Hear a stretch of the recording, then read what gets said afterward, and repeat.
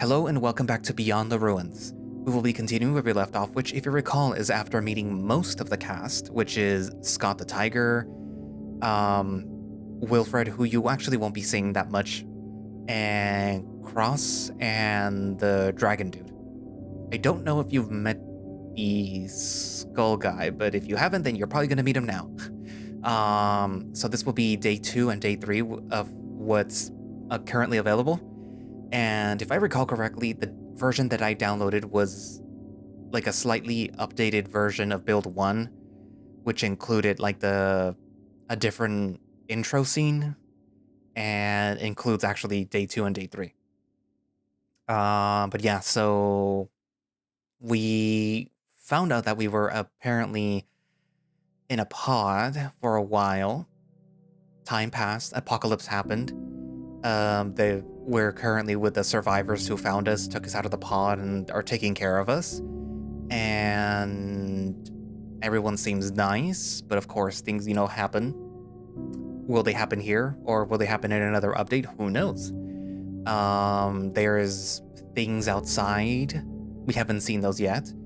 And we're just currently supposed to be getting healthy, I guess. That's really all that's happened. Not much more has happened. But yeah. Anyways, so I guess without further ado, let us continue on to day 2 and day 3. Day 2. You woke up to the sound of rain pattering against the window. The sky was still dim and foggy. It was too early. You could feel the cool, damp air seeping through the window, making you instinctively pull the blanket tighter around your shoulders. Yet still I woke up unscathed and safe. I wonder who's awake at this hour. The sky looks beautiful though.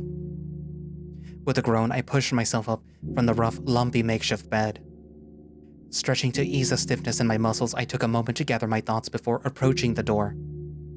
The door handle was cold as I twisted the handle and pulled the door open slowly, the hinges creaking in. The hallway beyond was shrouded in shadows, lit only by the faint flickering glow of a distant lantern. I stepped into the corridor, slowly walking through the scattered debris that littered the floor. My eyes adjusted to the dim light as I made my way towards the main hallway of our makeshift shelter. The campfire was out, and there was no food prepared yet. Maybe everyone is still asleep? No, we are in an apocalypse. Maybe Rick is awake. He wakes up the earliest, I presume. I walked towards the room besides the bathroom, guessing that will be his room. You were about to knock on the door, but it was already open. You took a small peek inside. Rick? Upon opening the door, you see Rick freshly awoken from his slumber. He looks at you tiredly before letting out a yawn facing his side. Oh, you're awake. I was checking you for, breakfast. He shifted his blanket and stretched himself out of the bed. You're up early. I was freezing and, hungry. He scratched his chin and rummaged through his wardrobe inside of a wooden crate. He pulled out a jacket that seemed about your size and a long coat that is visibly damaged, that you could tell that someone wore this before. Maybe this will fit you. You put on the dusty cotton jacket with a few small holes. The jacket must have been worn out also, but it's better to keep you warm than nothing. Then you cover yourself up with a long, ragged coat. It's soft and comfortable, perfect for your style. You smell as you looked better. Let's get you something to eat. The two of you both exited the room, now feeling warmer with your new jacket. You walked comfortably through the hallways, eventually leading you to the place where the campfire is. He grabbed a few more pieces of wood and a lighter. He then proceeded to sit down on the rough, dusty floor, shifting himself where his leg is raised with an arm rested on it. He grabbed all the wooden pieces and gathered them together in the campfire. He lit up a small piece before lighting up the rest of the wood pile. The faint wisp of light began to expand and intensify, gradually transforming into a radiating flame, illuminating the surrounding area with an orange hue. I let myself get toasty and comfortable by the campfire, feeling the warmth seep into my skin as the wind outside roars loudly. Rick grabbed a metal pot and what seemed to be a metal pot holder. He placed them on top of the campfire, letting the pot heat up. I'll preheat the pot before I start cooking a stew. Rick stood up and stretched his muscles as he rose from the floor. He walked over to the cluttered makeshift pantry. He opened a crate that seemed to be made from scavenged wood and metal. He took a moment to grab everything before going back to his spot. It seemed like he gathered a can of beans and a jar of vegetables. Are those fresh? I keep them salted and sealed tightly to preserve. This should work. You guys don't get any food poisoning or anything. I'm just worried. On rare cases, yes. But if the food is fresh and... He paused as he poured the bottled water into the pot along with the vegetables to boil. Boiled, the food should be safe to eat. I see. After a moment, he glanced over at you with a concerned look. How are you feeling? I'm still a bit weak, but better than yesterday.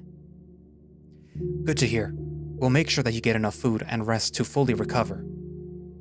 As the pot began to simmer, you feel the tension still of the new people and new environment. It twists your stomach, feeling the doubt in place you still question. You hesitate before speaking again. Hey, Rick? Can I ask you some questions? Sure.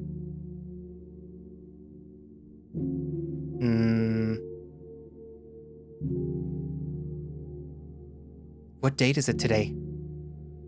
Monday, July 5th, the year 2099. We are still using the Gregorian calendar. My body froze. 2099? No, it mustn't be. Is this for real? It is 2099. I froze, staring completely at the floor. I tried to process the information myself. I couldn't believe what I was hearing. I couldn't wrap my head around the fact that I had been in cryogenic sleep for over 2 decades. I was asleep for that long? Long? I was asleep for so long. Perhaps we'll have that discussion in the future. How did I get here? Can I ask you about something regarding how I got here? Well... It started where me and Wilfred found a body in a chamber. We decoded the chamber thing and took you. It was Wilfred's idea that we should let you out of that chamber. It's maybe because there is only a few of us left. You are cold and stiff. We thought that you were dead, but then Wilfred caught a pulse. We dragged you here in the base. You were asleep for a week. Then we took care while you were asleep, until you eventually started breathing and mumbling. I see. That's all that I can remember. What do you do here? Who are you? You can call me Rick. I'm the guard for our base. My job is to make sure that no one unwanted sneaks in. So you're the one keeping everyone safe around here?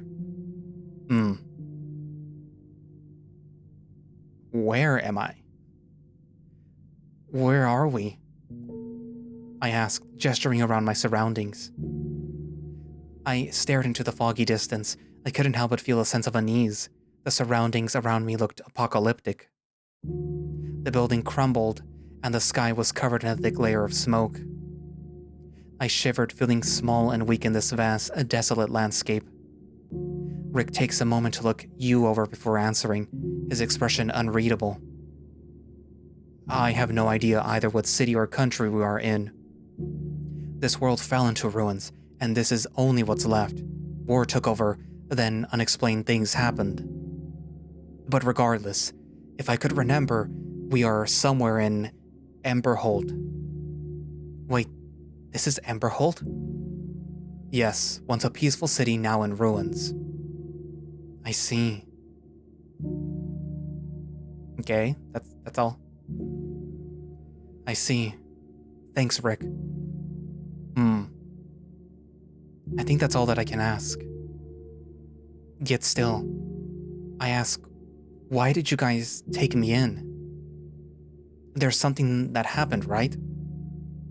We took you in because you're in a frozen state, assume that it was a coma.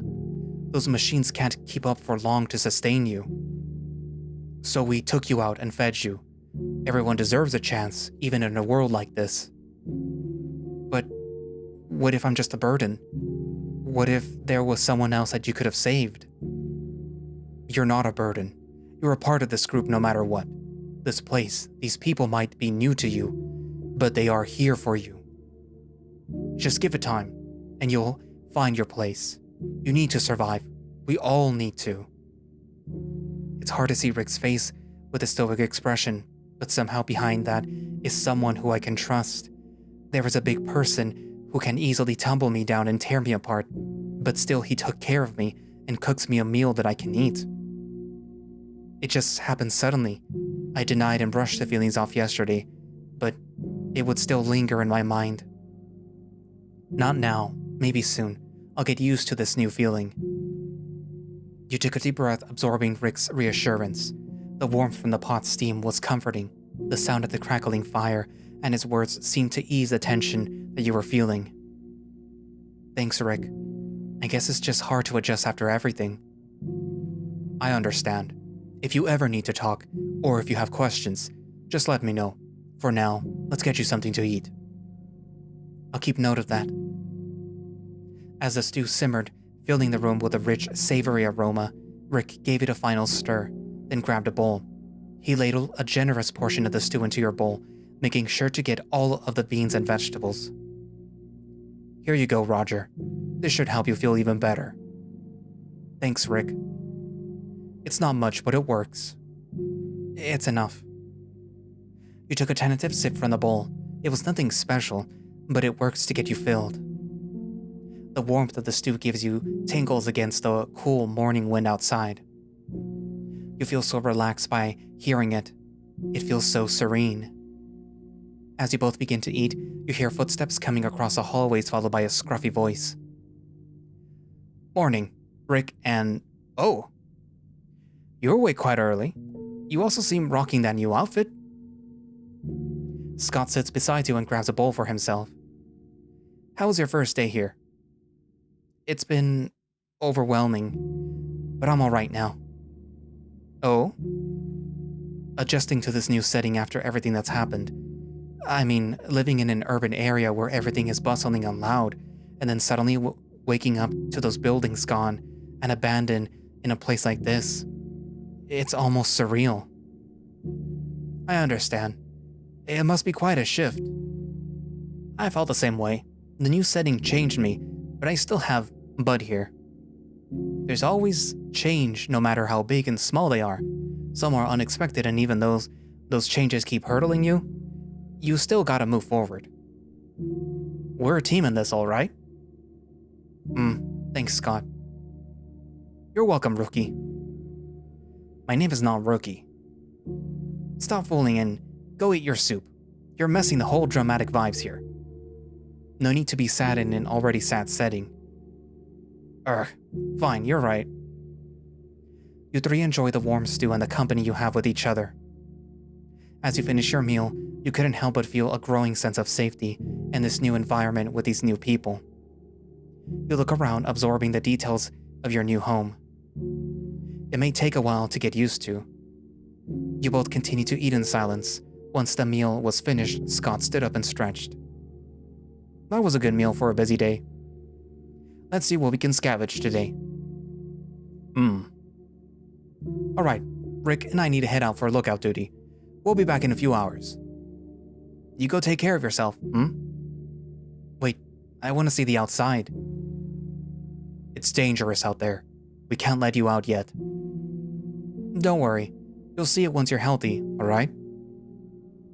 For now, it's better to rest. We'll be back.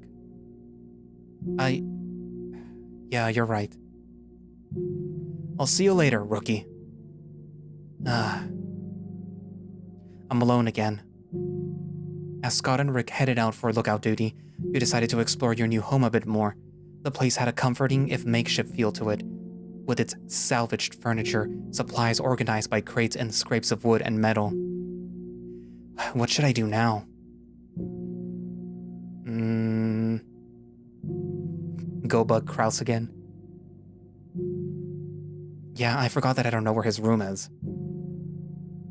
You decide to roam more, taking you to the next floor, where you find more crates and possibly Zeke as you begin to search every room on the floor. You eventually come to the eastern part of the hallways where you find 2 rooms, one opened and one closed. Should I ask if anyone is inside? Because that's weird if you just went inside. Zeke? There was no response. Then Zeke comes opening the door. What do you want? I want to know some basic survival skills. It's too early for that. Go back to your room and rest. But wouldn't it be greater if I learned earlier? Not now. I have duties to attend to. Alright. See you around. He puts on his coat and walks off as he heads up the stairway. I guess he didn't wake up on the right side. Of course he always sleeps on the left side. He always is so serious, which kind of makes sense given this awful situation. Guess I'll ask him sometime. Okay. Kraus? You wander down a narrow hallway and found yourself in a small, dimly lit room. In the corner you saw Kraus, fast asleep in his bed. He looked peaceful, his breathing steady and deep, tucked a blanket on his bed and sleeping peacefully. The room was sparsely decorated. You saw a few scattered personal items, a worn-out book, a small framed photo of what appeared to be friends, and some makeshift tools. I don't want sesame. Kraus stirred slightly, muttering something under his breath before settling back to sleep. Guess he doesn't like sesame. I shouldn't invade someone's room. Deciding not to linger too long, you turned and quickly left the room, letting Kraus rest. But before you did, Kraus woke up, rubbing his eyes and seeing you standing right beside his bed. Huh? Whoa! He was surprised with your morning visit. He bounced off the bed with his blanket, revealing his underwear beneath it. Roger? What the? Did you lose a bet? Or is this your morning routine? Not to mention, you're pretty up early. What's gotten you awake at this hour? Kraus, I was just... I think I'm sleepwalking again. Ha ha ha ha ha ha ha. Sleepwalking? Right into my place? Well, that's one way to start the day. I bet you were peeking at how I sleep. I wasn't. I mean, I was gonna ask if I could join you in the workshop today. Tempting. But are you sure you're ready for that? I can be pretty hands-on when I work. Yes, I mean, I'm ready to learn. I could use the practice. Alright. But you might want to get used to a bit of chaos if you're gonna work with me. He goes to grab his pants and shirt, pulling the pants on, still smirking. I'll be dressed in a minute. You might want to knock next time, though. Just a friendly tip. I almost got caught. That was so close. I'll remember that. Good. Now let's get to the workshop. Plenty to do today, and I could use an extra set of hands. Clothed ones, preferably. Kraus, now dressed, leads you out of the room and down the hallway towards the workshop. The tension from the earlier encounter starts to ease, replaced by the more familiar and focused energy of getting ready for the day's work. So, now that we've got the morning excitement out of the way, what exactly are you hoping to learn today? Welding? Fabrication? Or just trying to avoid any more awkward encounters? I want to learn more about the weapons we have. You know, how to maintain them, modify them, maybe even build a few from scratch. Oh, you got a bit of a spark in your eye talking about that. I didn't take you for the gun enthusiast type. No, I was just curious to ask. Alright, mate. I'll teach you everything you need to know, from materials to assembling. You both arrive at the workshop. He pulls out his keys from his pockets and starts to unlock the room. Why you gotta lock the workshop? Raiders, Liliths, Leviathans, you name it. I keep our weaponry safe. I'm in charge of all of it. He successfully unlocks the door. He went towards his table and picked up a rifle, running his hands along the barrel. You ever take one of these apart before? Not really. I've never used them before. Never knew the mechanics. Alright, let's start with the basics. This here is an old bolt-action rifle. Reliable, simple. First thing that you need to know is how to disassemble it. I'll walk you through it. Each part has a role. The firing pin, the bolt, the trigger assembly, all of it needs to be in top shape for the weapon to work properly. This bad boy needs to be handled accurately and with grip. You got questions? Fixing. What do I do if a weapon gets broken? I mean, out here, things are bound to go wrong. How do I fix it? Kraus leans against the workbench, crossing his arms thoughtfully. Good question. Out here, weapon failure can mean the difference between life and death, so knowing how to fix one is crucial. The first thing that you need to do is diagnose the problem. Is it a jam, a misfire, maybe something more serious, like a broken firing pin or a cracked barrel? And how do I diagnose what's wrong and figure out how to fix it? Kraus picks up a disassembled pistol, laying the parts out on the bench. First off, you've got to know your weapon inside and out, mate. It repeats every part. It's got a rotoplay. When something goes wrong, the first thing you need to do is break it down and figure out what's mucking up the works. Is it mechanical? Something blocking the mechanism? Maybe a part's worn out or snapped clean off? Say the firing pin's knackered. That's a common one, especially if the weapon's copped a fair bit of use. If you got a spare, just swap it out. But if you're short on parts, that's when you gotta get creative. He grabs a metal scrape. Something like this here can be shaped into a makeshift firing pin. It's not perfect, but in a pinch, it'll get the job done. The trick is finding materials that are close enough to what you need and making them work. Metal scraps, wires, even bits off other busted weapons, something that can be repurposed. So, it's about understanding the function of each part and finding a way to replicate it with what you have? Spot on. You'll also need to get familiar where weapons usually cark it. For instance, rifles might give you grief with the barrel or the trigger mechanism, while pistols act up with the mag. Knowing where to check first can save you a heap of time. He sets the rod aside and grabs a rifle with the damaged barrel. Let's say that you got a cracked barrel. That's a tough one because it's a crucial part of the weapon. If you have access to the forge, you can replace it, but out in the field, your options are limited. You can try reinforcing the crack with the metal bands or even wrapping it tightly with wire to keep it functional for a few more shots, enough to get you through a firefight maybe. You gotta be as resourceful as a dingo in the outback, and always gonna have the right parts or the proper tools. Out there, you'll need every bit of it, so keep your wits about you, and you'll do just fine. Got it, Kraus.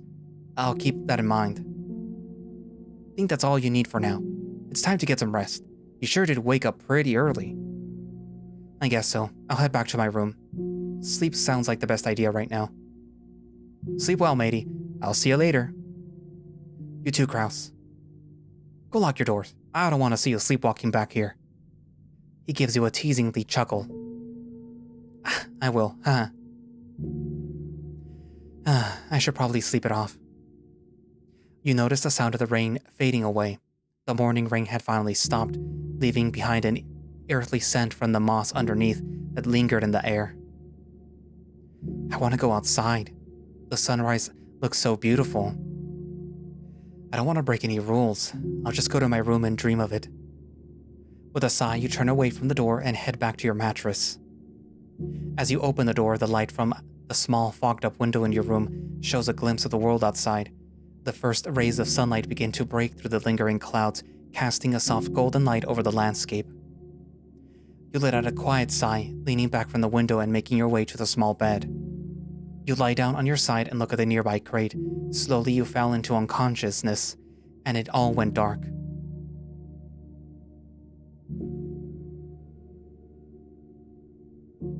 You hear the soft chirping of birds mixed with the distant hum of traffic, a gentle breeze rustling the leaves outside.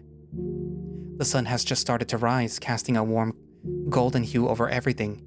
You see your friends loading the last few items into a car. Just gonna bring these also.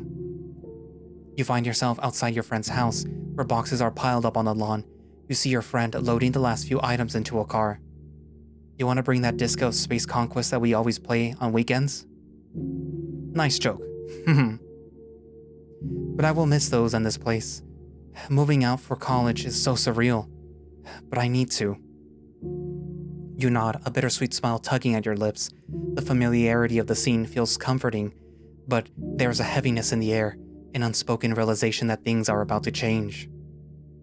Yeah, it's a big step, but you'll be back for the holidays, right? We can have a Space Conquest marathon then. Of course, I wouldn't miss it for the world. But man, it's gonna be weird not seeing you every weekend. We'll stay in touch though, and who knows, maybe I'll come visit. Your dorm won't know what hit it when we start a new campaign. Sounds like a plan. We'll make it work, right? You both stand there for a moment, taking in the scene. The sun is setting, casting long shadows over the boxes in the familiar house. The sound of distant laughter echoes from somewhere down the street, blending with the rustling of leaves in the breeze. Yeah, we will. You step forward, offering a hand. Your friend takes it, and for a moment, nothing else matters but the bond you share. Then, with a final nod, your friend turns back to the car, ready to leave. See you soon, okay? Definitely. Take care out there. The car engine roars to life as it pulls away. You watch until it disappears around the corner. The lawn, once bustling with activity, is now quiet, save for the gentle sway of the grass in the wind. You turn to leave, but something tugs at the back of your mind. The scene starts to blur, the colors fading. The last thing you hear before something goes dark again is a distant echo of your friend's voice. Don't forget to conquer the stars, okay? You woke up back from where you lay down. It was all a dream. You sit up, your body sore from the makeshift bed, and glance around the small room. The crate you had fallen asleep looking at is still there, filled with salvaged supplies. It was already evening and the moonlight is striking on the windows. I slept too long. A low, constant hum of the wind outside is the only sound that fills your room. You sit up slowly, rubbing your eyes as you start to shake off the lingering haze of the dream. Just a dream. You hear knocking from your door. Hey, Roger? You there? You take a deep breath and stand, rolling your shoulders to loosen the stiffness in your muscles. Knock, knock, knock. Interrupted my peaceful rest.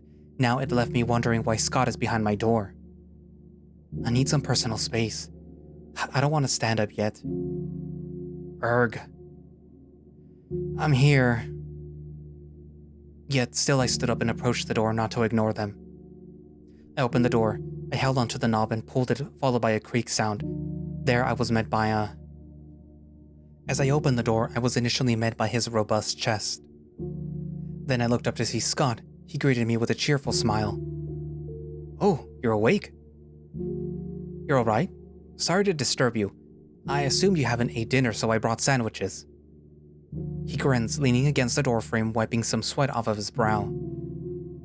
He was carrying a tray of freshly made sandwiches, the aroma of warm bread and meat felt by your nostrils. I brought some sandwiches, thought that you might be hungry. Oh, thanks, Scott. He placed down the tray on the table. He sat down next to me. I just wrapped up my shift. Rough day. Reckon I had to salvage some few items near us before heading back. But how was your day? You doing better? I'm okay. Still feeling unsure by the new world that I'm living in, I guess. How about we talk about it with some sandwiches? He grabbed a sandwich and gave it to me. Tell me. It just happened to be so fast and so sudden with the new environment that I'm in. New people and new challenges. I can't process all that is happening. It's too much, knowing that I have been unconscious for years. My hands, they're shaking. I felt an arm from my back hanging onto my shoulder. I know it's not easy. I know new places and new people, but I assure you, you'll be safe here with us. Don't let those thoughts fog up your mind. Let's clear that up. How about eating on that sandwich? I stare at the warm sandwich, Its aroma alone made me water. Without a thought, I took a bite into it. Ow, it burned a bit on my tongue. Careful, it's still hot. He chuckled as he gave me a cup of water. Thanks. After drinking water, I blowed to cool it off before taking another bite. The warm bread and the salty meat, I couldn't help but let out a satisfied noise. You like it? I love it, I replied with a mouthful of sandwich. He smirked, filling with enthusiasm as I ate the warm sandwich. It made me crave for more as the savory meat flavor exploded into my mouth in every bite. It tastes so good. Glad you liked it. I made them. He said with a soft smile. His eyes softened and he gave me a flustered smile. You enjoying yourself there? Make sure to chew it properly. I was too distracted with the food. Perhaps I was starving. Whatever, I'm eating well. Calm ambience of the breeze outside, the comfortable silence that I felt between us made me recall from my past. It feels like I felt something before. Man, you wouldn't believe how hot it is out there. Feels like the sun's got a personal grudge. He lets out a sigh and takes a bite out of the sandwich. We had to cut that shift short today. What happened? Besides the heat, there were monsters. Big ones. Bigger than what we're used to seeing. I swear these things are evolving or something. It wasn't just aimless wandering around. Looked like it was actually working together. Seriously? They evolve? What do they look like? Tall, lurking in the shadows. One had those long limbs and sharp claws, moving way too fast. How did you get away? Got the hell out of there when we saw it at the distance. That's what. Didn't have enough firepower to deal with those. We headed back here as fast as we could. Monsters don't seem to coordinate like that, do they? What do you think this means? Don't know. Could be that they're learning, or maybe there's something out there controlling them. But it's clear that we need to be ready for anything. I guess they're evolving into something dangerous. What about other survivors? Do you think that there are more people out there? I've heard rumors that there might be pockets of survivors scattered around, but I'm unsure if we will find them. Some of them might be a spy. Then what about me? Do I look like a spy? Dude, you came from a pod that serves patients. Nobody could open those unless they're a doctor. Plus, nobody would suffer to stay there unconscious in that cold pod. So you're good. We're just searching for survivors and those who are helpless. But surviving out there takes a lot more than just luck. You've got to be both a scavenger and a soldier. Scavenging for supplies is one thing. Finding food, medicine, gear, but defending yourself is just as crucial. So it's about being resourceful and ready to fight? Exactly. That's survival. You have to know how to navigate abandoned places, assess the risk, and make quick decisions. And when things go sideways, you need to be able to defend yourself, whether it's against monsters or hostile people. That sounds exhausting. It's like you have to be on high alert all the time. It is. If we're going to reach out to other survivors, we need to keep that in mind. How can we make them trust us? Trust is a luxury. Not everyone is willing to give it to you. Maybe even if we prove to be friendly, they will still make use of us. Most of the people in this world only care for power and authority. It still didn't change even after this disaster happened. It feels heavy, thinking about all of this. It is. But we have each other, and we can prepare. Whatever it takes. I want to learn. I want to thrive even in this messed up world. That's the spirit. You'll be one someday, once you get all healthy and strong. Heck, you'll even surpass us. Oh, hush. I'm smaller than you all. That doesn't mean that you're weak already. You'll be strong. I see it already. You're partially blind. Maybe I shouldn't have brought you these sandwiches. I'm kidding. Zeke would have slapped you with this. Be glad that I'm not Zeke. Zeke sure is serious. Yeah. I used to play an old guitar with him before. You play a guitar? I once used to, but it broke, so I can't use it. How'd you play it though? Even if with a blurry vision? You don't need to always stare at a guitar. You need to memorize it. Plus, I've been playing with it in my early teens. Oh, glad you still can. Unfortunately, not now because it needs to be fixed. It's just a missing string. Once I found it, I'll sing you a song.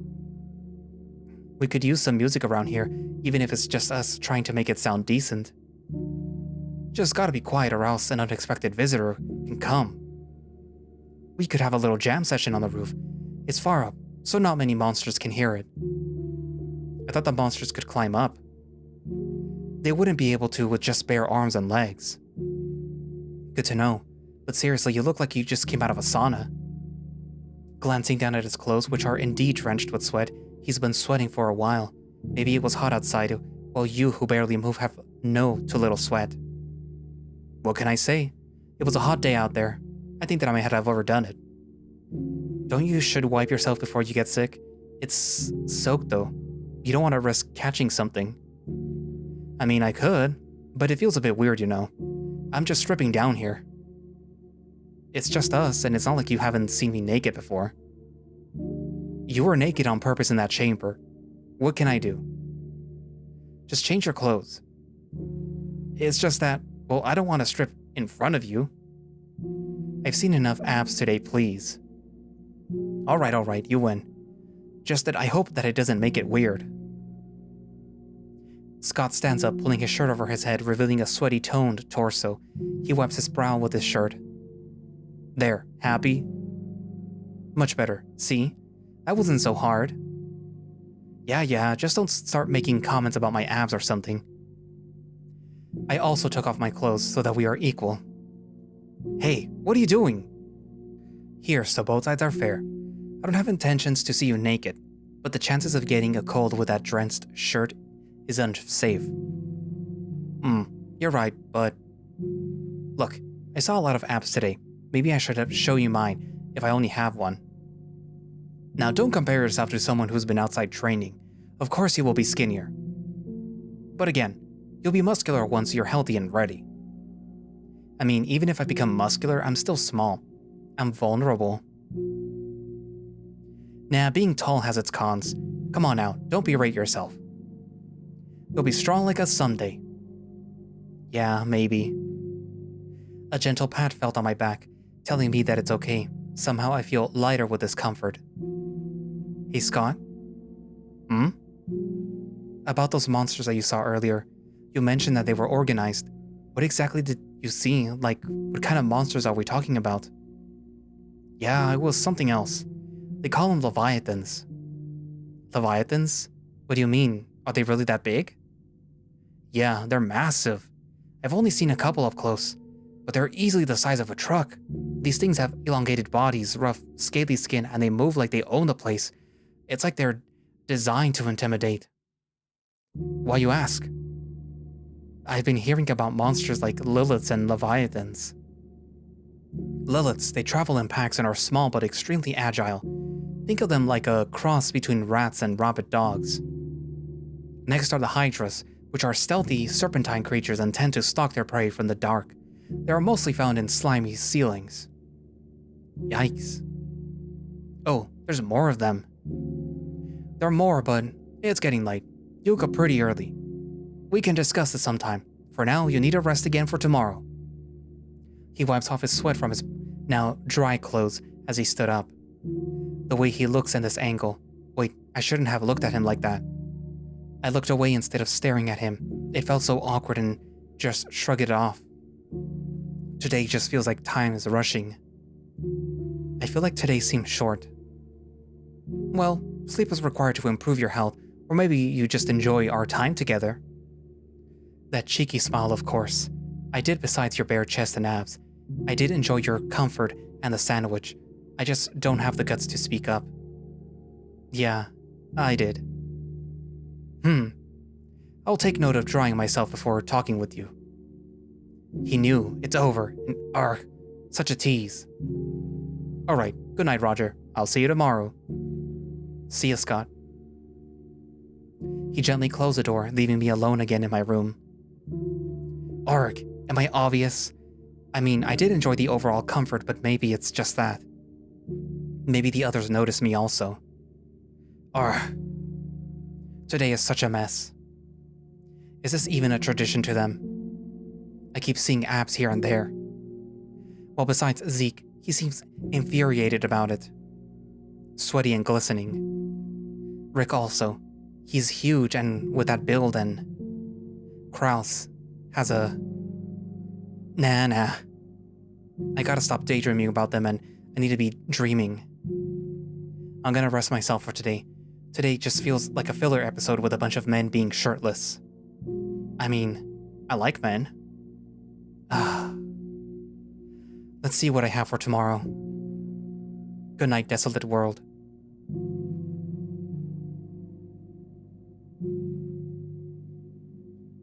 Come on. Huh? We're here. The sky looks so beautiful, don't they? Whoa. I need my camera. Hold on. We'll be waiting. Day 3.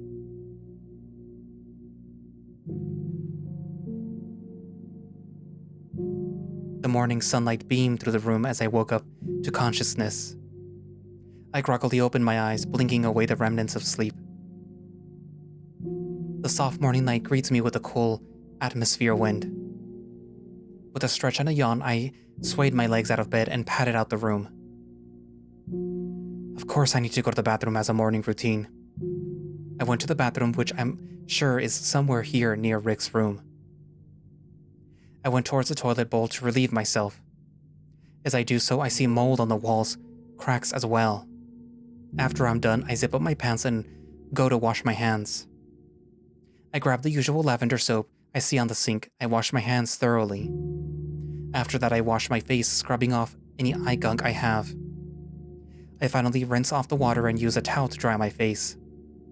I close off the sink and take a look at my appearance. There, I look more decent. I brushed my hair and exited the bathroom. I'm pretty sure Rick is cooking food on the campfire. Or someone.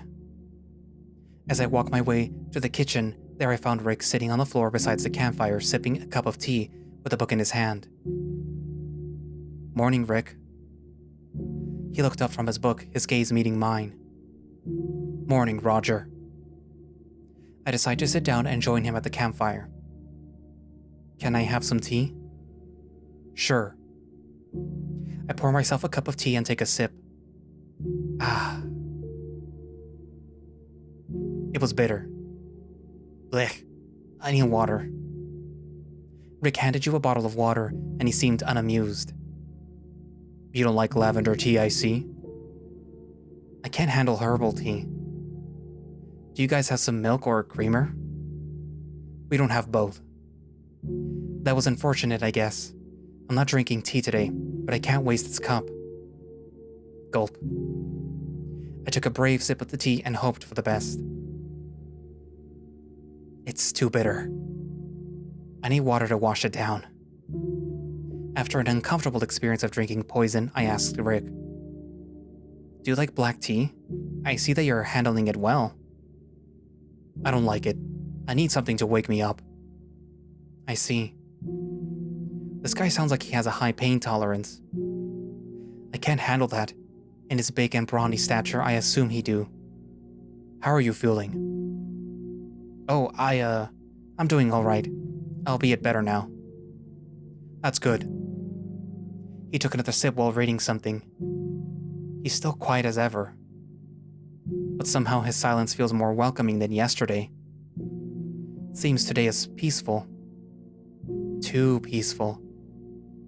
I haven't seen anyone today. Lord Krause came in to visit. Hey Rick, can I ask a question? Yes. Where is everyone? I don't see anyone today. Did something happen? Most of our team went out for a hunt. The others stayed. I see. Go eat first before you go. I see a meat near his side. Seems like it's newly cooked. It smells nice as well. He grabbed a plate and sliced on a fair amount. He passed you some of the roasted meat. Thank you. Wait, the meat is unusual in shape. By the looks of it, it doesn't even come from any livestock. Rick? Where do you get this meat? Oh, that meat? Yes. You see those monsters outside? Don't tell me. That's their meat. Wait, have been eating those monsters below us? He didn't need to be straightforward about it. Really? Yes. I lost my appetite. It makes me sick. How could they eat those rotting, twisted figures down there? Rick notices you and gives you a bottle of water. The virus won't spread if you boil the meat. Food is scarce. It's better than nothing. He's got a point. I will convert to being vegan instead. On rare occasions, we can eat fish or livestock. Best to get the nutrients they have. Don't be picky now. I can't eat this. But it's newly cooked. It's not that bad, right? It won't be a waste if I didn't chew on this freshly made meat. It is still steaming. I have no other choice. Well, here goes nothing. I took a gulp and took down a bite. It tasted like normal chicken. Roasted chicken with a bit of salt. It's not too special, but it works. I guess. I sipped a cup of tea and took another bite. As I feast on my breakfast, Rick lowered his book and faced me. His look seemed to be irritated, but he spoke to me in a gentle tone. How was your sleep? It was decent, I guess. I feel a little bit lighter than yesterday. Somehow, it also doesn't ache anymore. The medicine is taking effect. I'm glad to hear. Zeke hasn't eaten a lot in a few days. I don't know where he went. I saw Zeke yesterday, but he went upstairs. He's in his room in the furthest left corner of the hallway. Please tell him to not skip his meal. You hear? Sure. He stands up from the chair and leaves the table. Good. I'm tired of visiting him and forcing him to eat. He doesn't need to hide for the sake of... You hear him speak under his breath, mumbling inaudibly as he walks away. What's the deal with Zeke? I sigh. It's still morning, so I have plenty more that I can do. How should I start my morning?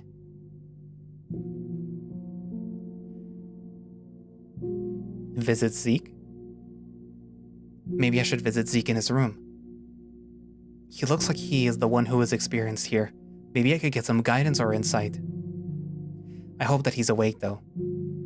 You search among the rooms where he came from last night, but you're met with an empty room. There was no Zeke to be found in his room. As I wander out the hallways, I saw, out the windows, everything seems so hazy. It might be rain soon. Though it makes me curious enough to go see the outside world, maybe up the roof. I search for a stairway which will lead me up there. It took me several minutes to see a stairway that led me up to the roof. I cautiously went to take a step on the mossy stairway. I witnessed some more abandoned rooms along the way. Not too long, I reached the top, opened the door, and there I found a familiar figure. It was Zeke. What is he doing here? Roger, why are you here? But Scott and Rick went here yesterday. Nobody comes up here except me this early. I stay here for lookout. It's my job. What are you doing here? I came here, well, I want to see the outside, but I also have to tell you that... He cut me out before I could speak. He must be holding something in his hand. It's smoking.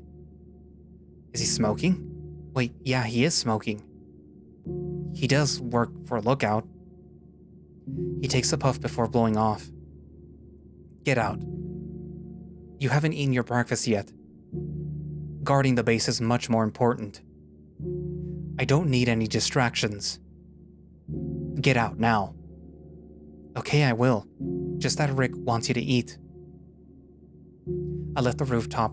I was expecting to be alone and see the view, but yeah, I could have been a distraction. It's disappointing that I want to get a good view of the outside world. Oh well. I sighed defeatedly. I got from the floor that I came from. The hallway seemed a bit warmer now, more familiar. We headed back to the main area.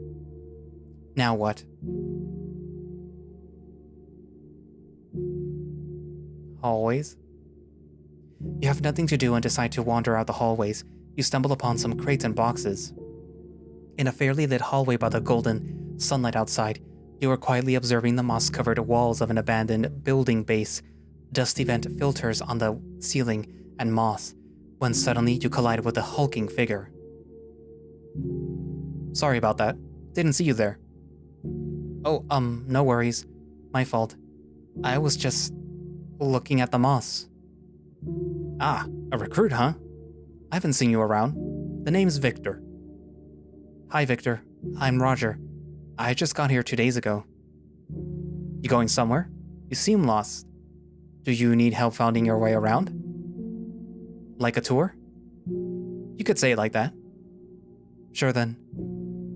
Well, let me show you around. This is the hallways. The hall is where you usually reside. Then there are the other people who sleep in the opposite hallways. Whose room do these belong? The right hall is where Wilfred, Kraus, and the others sleep. The left hall is where Rick, me, and Xavier sleep. Upstairs is where Zeke, Scott, and a few more people reside. I see. Far behind is a workshop, then the storage room. That's where I usually sleep. Ah, I just hope that you didn't get allergies there with the dust. Wilfred helped me by organizing and cleaning the room. Still caring as ever. He leads you up to a stair, reaching the next floor. Oh, if you ever find a keen of reading books, there's a library, well more of a makeshift library, somewhere near Scott's room. He points somewhere into the left hall. You can borrow books there. Just ask our local librarian. Interesting. Then he points out the opposite wall. That's where you find Zeke sleeping. Rooftop is forbidden. Well, Zeke works there, and he doesn't want any distractions. I did get scolded by him. He's really serious about it. Well, Zeke is a very talented person. You should ask first before entering. Unfortunately, he was assigned to that roof, and it's kind of his territory now. He doesn't like talking much, and he needs to focus on his job. He doesn't like to entertain people. He is... I remember when we talked about last night. He cooked a sandwich for me. You were lucky that he did so. Zeke isn't very accommodating. Yeah. After a while, it fills a silence, the water dripping and his necklace clinking. You notice the similar necklace he's wearing. That necklace, I saw 2 other guys wearing the same one, like from Zeke and Scott. Yeah, it's a long story. He sighed deeply, then handling the necklace he was hanging from his neck. Were you close? We were friends. We all used to wear these. This necklace was a symbol of our bond. What happened? Pauses, taking a deep breath. One of us, our friend, didn't make it. We were on a supply run, and then he was nowhere to be found. Zeke felt different after that accident. Scott didn't feel the same as he used to. After that, we all changed. Couldn't look at each other the same way. We all went our separate ways. Zeke and Scott. We don't talk much anymore. I'm sorry. That must have been tough. Do you think things can ever go back to how they were? I don't know. It's hard to see between them. They went distant with each other. We just survive now, day by day. Maybe being here together can help. Maybe you can find a way to reconnect. He gives you a small, sad smile. Maybe. Thanks for listening. It's good to talk about it, even just a little. I wish that we could relive that moment again, just like old times. It will come, time will tell. He gives you a head pat. You're optimistic, huh? It's enlivening to see us smile once in a while. He suddenly chuckles. I'm supposed to be touring you inside the base, not myself. It's fine. It helps to get to know more of each other. Say, you haven't told me about yourself. I kind of forgot, but I remember some few events. I had a friend before, back in high school, and we were so close. I lost contact with him when we went to college. Then that makes us both then. I hope that he's still alive even after this disaster. Time will tell. Hey, that's my line. Huh? I don't know what you're talking about. Alright, it's getting late. You go ahead and eat dinner with Rick. I got matters with Kraus. He did not just brush me off like that. Alright, see ya, Victor. He waved goodbye and went on to the workshop, while I went to the opposite side to see Rick cooking on the campfire. The bright flames shone on me as it was getting darker. You sit down near Rick as he stirs a bubbling pot over the crackling fire, the aroma of dinner wafting through the air. The flames cast dancing shadows around you, painting the makeshift campsite in flickering red. Rick glances up from his task to take a look at you before returning his attention to the meal. While Rick was busy cooking over the crackling fire, you couldn't help but notice a familiar figure approaching through the swirling mist of the evening. He smiles warmly as he settles down beside you. Hey, Roger. Haven't seen you. How was your day? It was okay. I went for a walk with Victor. Oh, really? Glad to meet him around. How about you, Rick? Just cooking. Nothing eventful. I see. Has Wilford returned yet? Or have there been any messages from him? I've been waiting for any news. There's no response in the communication center. Wait, there's a communication center? It's off limits. Why? The center is connected to the other team, and we can't introduce you yet. They're completely unaware of your presence and unfamiliar with your appearance. Once you're healthy, I'll introduce you there, Wilfred, how do we do this? Well, you're still malnourished. You should eat up more. He serves you a generous amount of steaming hot soup, ladling it into your bowl with a careful hand, the rich aroma filling the air. Forget about that. It's dinner time. The soup smells amazing. What's the secret ingredient this time? Herbs that we found in the forest last Monday.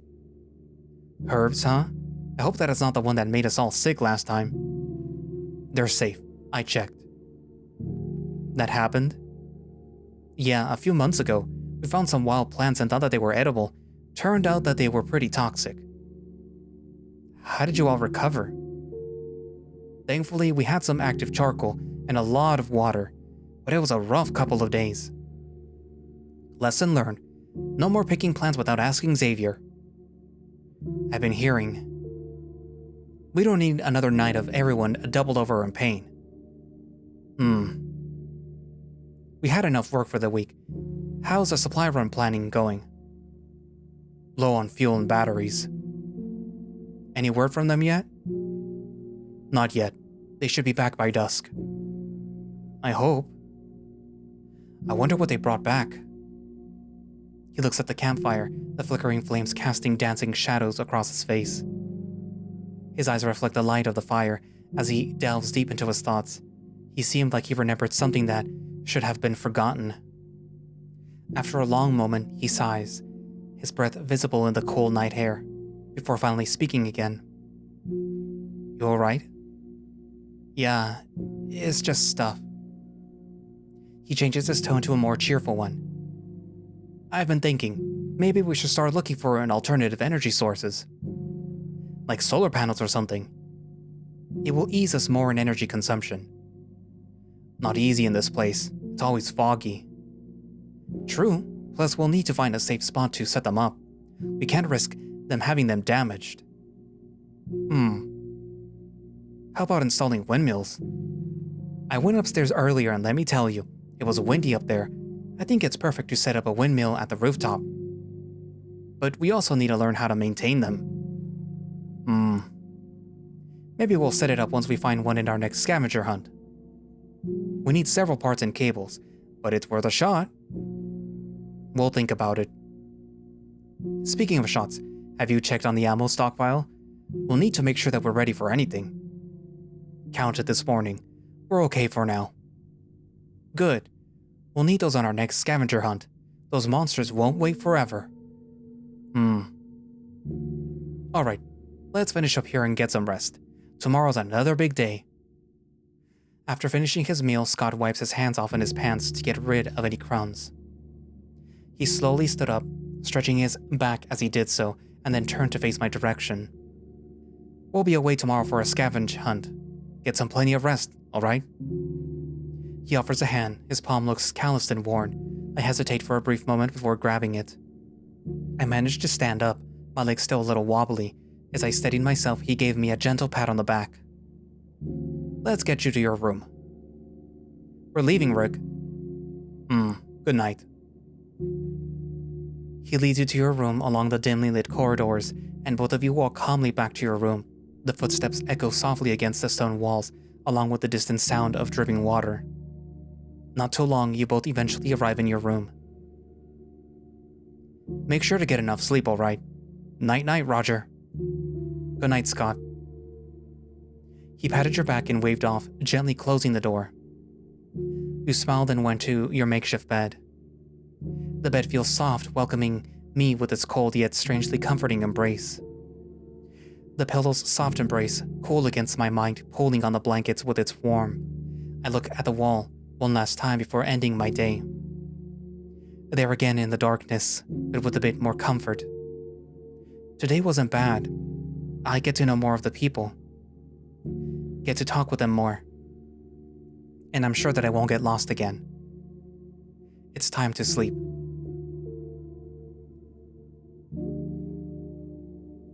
I can't wait to arrive there. The Aurora Borealis looks so stunning. You seem so excited. I could feel the same. I do hope that this Polaroid still works. I want to capture a pic of it. It's a bit cold tonight. Make sure to wear your jackets when you get there. I will. Seeing the Aurora Borealis from the car window makes me feel something comforting. Hey, it's me, Shibziroo, the author, artist, and creator of the visual novel. This project is self-made and self-learned. Learned that started in August 2023. Finally, after a year, I am able to finally release the first version. Thanks for reading the first version. More content and bug fixing will still be done. Please bear with me for future updates. You can give me feedback on my Twitter. It will be highly appreciated. Thanks for reading and support. Keep an eye out for future updates. Shibziroo. Okay. That was long.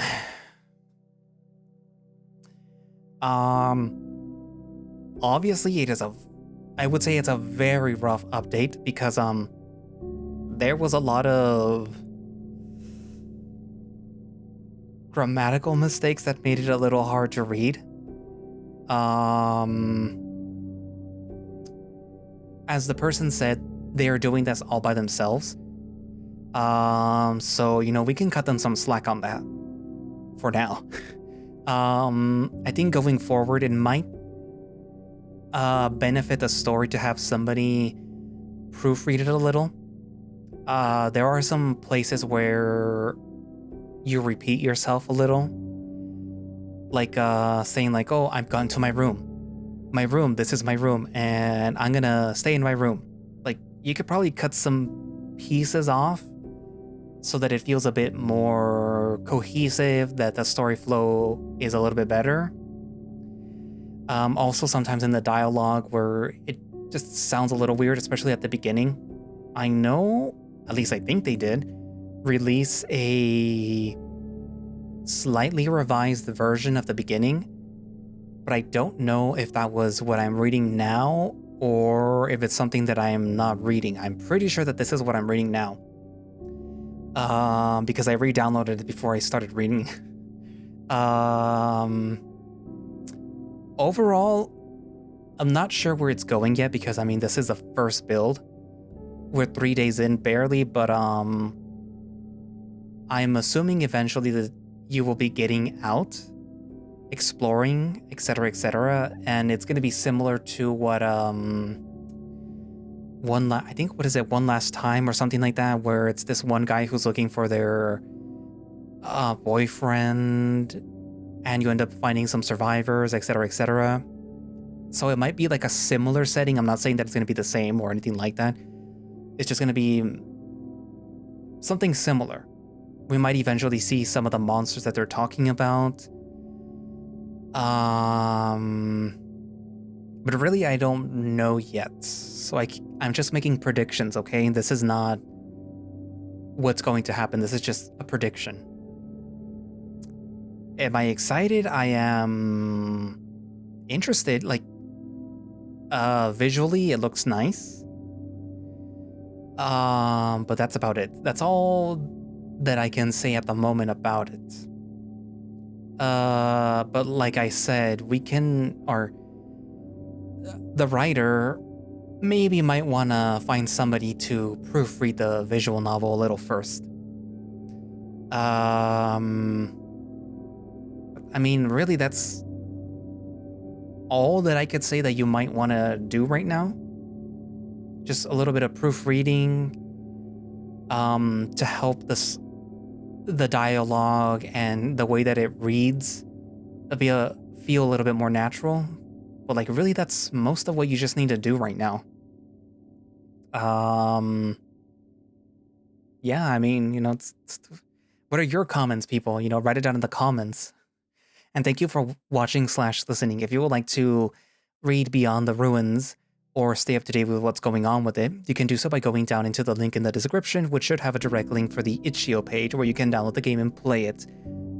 If they have any form of support, like a Ko-fi or a Patreon or whatever, I will be linking that down as well, along with, my links, my Ko-fi, my Throne, my etc. If you want to join and be a channel member and watch these videos before everyone else, that will be linked down in case you're not already a channel member, but like, most people will see this before then. Anywho, so yeah, I guess that's it for now, and I will see you guys in the next video. Bye-bye.